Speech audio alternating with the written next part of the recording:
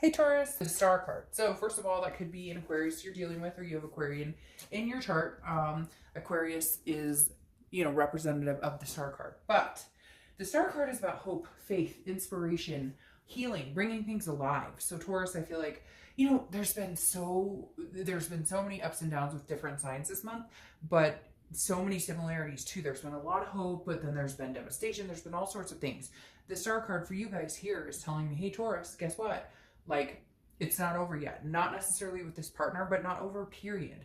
If it doesn't work with this person who's maybe on your mind, an ex, whatever the situation is for each of you, if it's not over, or if it's not meant to be with them, it's not over, period. Like, I just don't get the sense of you not finding a partner or not having some sort of inspirational epiphany, shining star type moment for you or with somebody else. So again, I love the star card for you because that's a very positive note. And I had three or four reads, I think, start with the Nine of Swords, which is very like anxious, very not depressing necessarily, but it can be. And the star for you is hope, inspiration, it's self-esteem, it's feeling generous. So I feel like maybe you're feeling better about this ex, or maybe you're feeling better about the situation. Like, if they did communicate, or if you communicated, maybe you would handle it differently, or they would handle it differently. It's almost as if the emotional, the anger, the baggage and stuff is no longer weighing you down. The first card you have is your current position coming into the month, and you have the Three of Cups. All right, so getting busy. And no, cross watchers, don't get your freaking panties in a wad here, or worried about your tidy whities. The Three of Cups is about celebration. It's about fun. It's about happiness. It's about getting out there and meeting new people. It's about maybe new adventures. It's about trying something new. And again, like I said, this doesn't mean that you're out flirting, although you could be. It doesn't mean you're out sleeping around, but you could be. Hey, you're not together with this person, and maybe this is like a new inspired, I'm going to meet somebody else. If you don't want me, I'm not going to sit around and wait for you. The Three of Cups, the like epitome of the Three of Cups is getting out there, having fun, meeting new people, going to barbecues, going to concerts, enjoying yourself. Again, it doesn't have to be in a sexual tense. It doesn't have to be, it doesn't have to mean that you're out meeting a bunch of people. Cross watchers don't need to be worried that you're all of a sudden, screwing around and whatever. But if you were, that's nobody's business. But the end all be all here is I'm excited for you because you come out with the star, which is hope and inspiration, and looking for that shining star, hoping for being able to embrace that faith, and then having this Three of Cups come up that's like, I'm meeting new people, I'm enjoying myself. God, fuck, for 1 minute, Taurus, you might actually be enjoying yourself in this long rut of whatever this is that's been going on. The next card you have is how you're feeling internally coming into the month, and you have the Eight of Cups. Okay, so you're holding out for your cup, you're holding out for your shining star. The Eight of Cups is stagnation. It's not moving, it's not it's feeling a dissatisfaction because there's no forward momentum. And I feel like with the Eight of Cups coming up here, either you're holding out for another cup, not the cup that you've dealt with before, not the cup that's been on your mind, not the cup that you've had to worry about and had these moments of intense drama with. This is you holding out to find a different cup. This is you going and getting out there, meeting new people, and knowing that, whether it's a new beginning with this person or an ending with this person, you're still going to hold out for that cup. And on top of that, it is kind of like, I feel like whoever this is, Taurus, they're not putting their best foot forward. They're not putting any foot forward. They're kind of like slow and stagnant. And so you're kind of like, hey, slow and steady may, win the race for that turtle, but it's not winning the race for me. The next card you have is your distant past, or the past 5-10 years. Could be throughout your childhood, and you have the Nine of Pentacles. So anytime I get I obviously always read the past card in these 10 card spreads, but anytime I do the past card, it's something the universe is trying to tell you to either embrace or remember or hold on to, or something that you want to forget and not repeat that pattern. The Nine of Pentacles is about ambition. It's about success. It's about abundance. It's about getting past the point of like you've worked very hard and now you're starting to reap the benefits. You're not fully there. It's not 100% vested, okay? But it is about abundance and about satisfaction. So the universe is saying, look, you've had abundance before. You've had good things in your life before. So remember that. Don't Don't dwell on things that aren't working out now. Don't dwell on somebody who's not coming forward. Don't dwell on somebody who's slow moving and you're just like, I'm tired of it. Been here, done that. I'm not doing this anymore. This is saying no. Like, you have the opportunity for abundance again. You've had it in the past. You'll have it again. So remember that. Keep, like, you have this positive momentum going. Keep pushing forward. Keep pushing forward, Taurus. The next card you have is your immediate past. So over the past few weeks, past month or two. All right, so this is interesting. This is the Two of Cups, twin flame card, karmic connection, soulmate. You don't have to correct me. I always say that in this card because there's always somebody when I say the twin flame card or whatever who goes, well, technically, and it's like, no, at the end of the day, it all means the same thing. The Two of Cups means a connection that's beyond all connections. It could be a past life connection. It could be a this life connection. You could have 2 of them. You could have 4 of them. It just means that gut-wrenching, that static connection with somebody who you love, you think about a lot. Now, what I'm finding interesting here, though, Taurus, is the fact that they're coming up in the past few weeks, past month or two. Is this somebody you haven't thought about in a long time? Is this somebody you've been separated from for a long time and all of a sudden they're starting to come to fruition, you're starting to think about them more, or maybe they're communicating with you. Maybe this is a long time coming. Maybe this is somebody that you knew was a karmic connection, you knew was a twin flame. Maybe it's the person you're thinking about during this read, and maybe it's somebody else that you're like, whoa, I didn't expect that to come through. I almost feel like you're dealing with 2 people. Like, maybe you love somebody, you care about somebody, you have a connection, there's been a breakup, or there's been a distancing, but now either that person's coming back through as, you know, really you're starting to realize that they are a twin flame, or there's another person coming in here. And cross watchers, don't worry. But literally, the Two of Cups is like, you might have 2. Or maybe it's that you've started letting go and you've started to reach for the stars regardless of what the outcome will be. You're starting to meet other people, and oh, look who pops up. That twin flamer. They don't like it when you're not dwelling on them. They don't like it when you're not thinking about them. They don't like it when you're not worrying about them. They want you to still worry about them regardless of whatever the fuck they're doing. All right, the next card you have is your distant future. So over the next few months, and you have the Knight of Cups. Oh, well, of course. Romance, rushing in, you know, like dreaming. This, you're not serious right now. Well, of course, because I feel like you're at this point, Taurus, where you're like, I'm not just resonating on you. I'm not just thinking about you. I'm not just dwelling on you. Oh, well, isn't that interesting? And it's like I've said time and time again, a lot of people have said, and it's, you know, something that just the universe, it's like Murphy's Law, right? When you stop focusing on the bullshit and you stop focusing on them and you stop letting this negativity or this toxicity or whatever control your life, or you think about it all the time, or it consumes you, which we all do. We all do. You have a breakup, you can't get them off your mind, you can't breathe right, you can't sleep right, you can't eat right, we all do that. But the minute you hop, skip, and jump and go, fuck you, I'm not thinking about you 24/7. You have maintained my headspace way too long and I'm not doing it. But wait a minute, don't go, where are you going? Really? Now, Taurus, you're gonna have a big decision to make. The next card you have is your immediate future. So over the next few weeks throughout the month, this card has shown up in every read, if not, maybe missed like 2 reads. I'm not kidding you.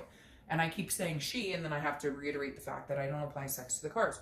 The Queen of Pentacles, it feels like maybe because it's a retrograde, because come on, let's blame it all on the retrograde. But literally, the Queen of Pentacles is about nurturing. It's a maternal or paternal instinct. It's generosity. It's a kindness. It's a wanting to take care of somebody who's willing to reciprocate that with you. And Taurus, I kind of feel like with this person who may be trying to swoon you, they're starting to reciprocate. So maybe you're starting to feel like, okay, I could move back into the, yes, I will be present. Yes, I will take care of you. Yes, I will dote on you. Yes, I will, but only if you get that towards you. Because the Queen of Pentacles, she's wise, right? She's been through this. She's been through the 8s, the 9s, the 10s, the pages. Like, she's the queen, right? She's ready to meet her king, or vice versa, whatever. Again, no sex applied here.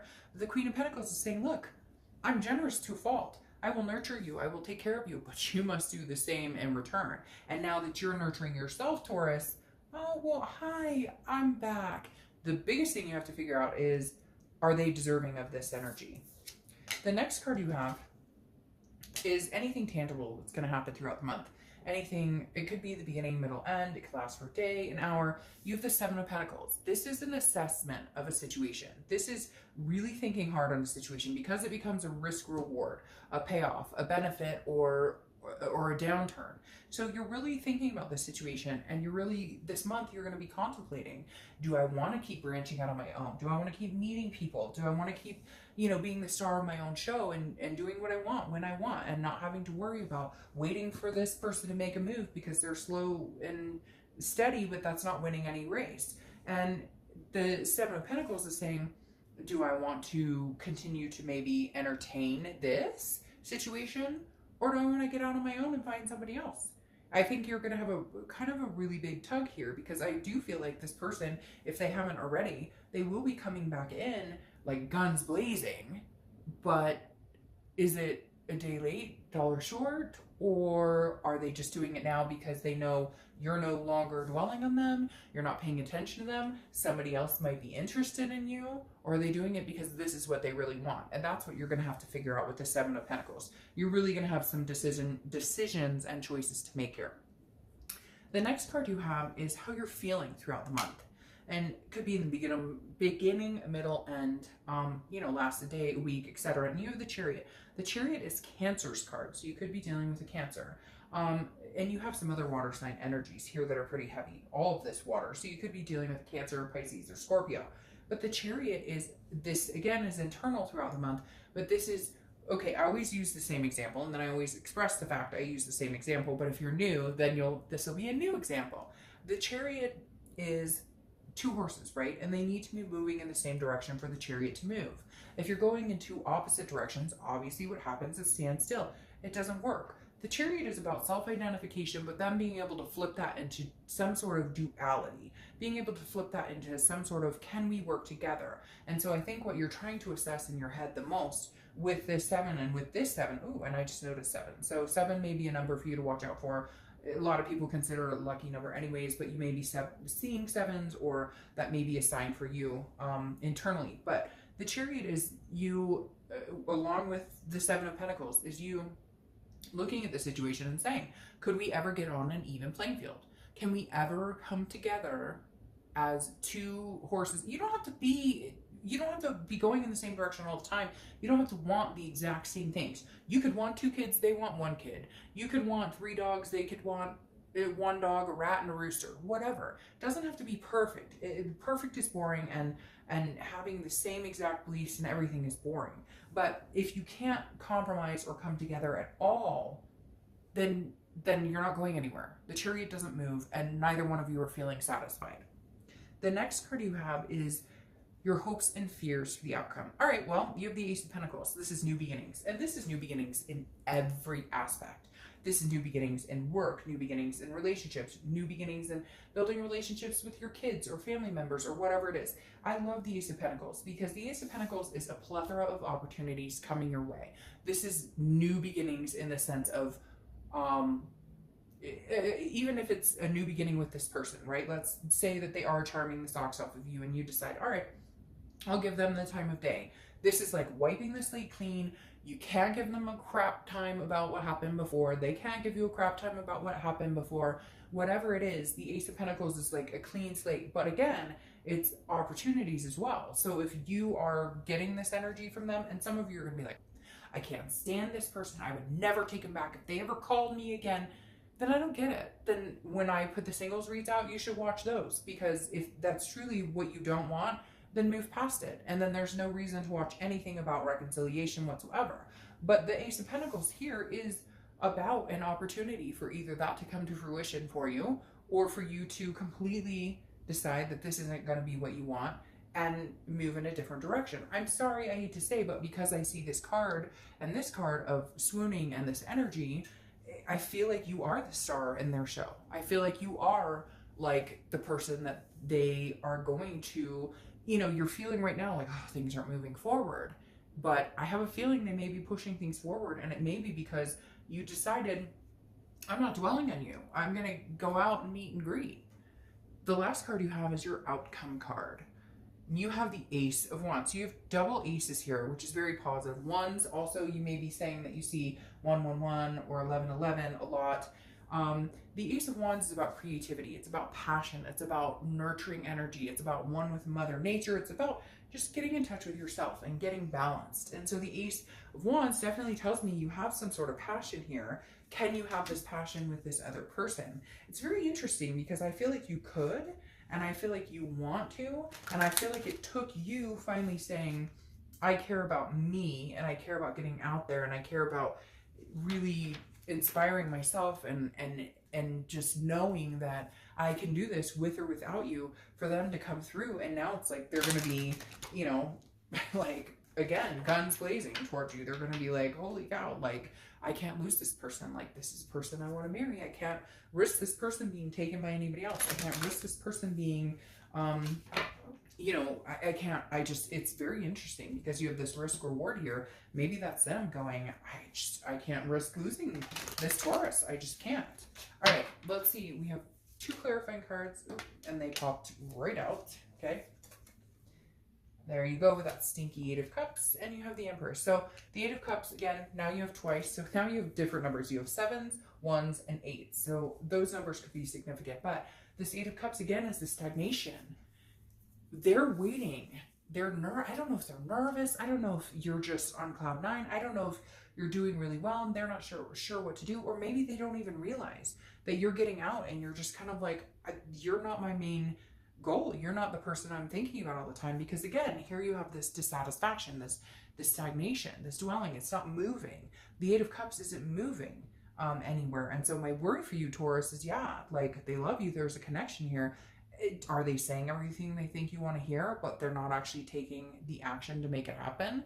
Because you can say anything under the sun to make somebody think that you're on the same page with them, but until those actions come through, then it doesn't really get anywhere. And so having the 8 of Cups come on this Ace, it's kind of like, don't let them put out your fire. Don't let them, you know, toss the water onto your charcoal, because like literally you're going places with or without them. Because then you have the Empress here. And the Empress is very similar to the Ace of Wands in the fact that this is, you know, one with nature. This is nurturing. This is sensuous. This is an energy that can't be put out. You can't put this fire out. So I feel like Taurus, continue to do your thing. Continue to do you.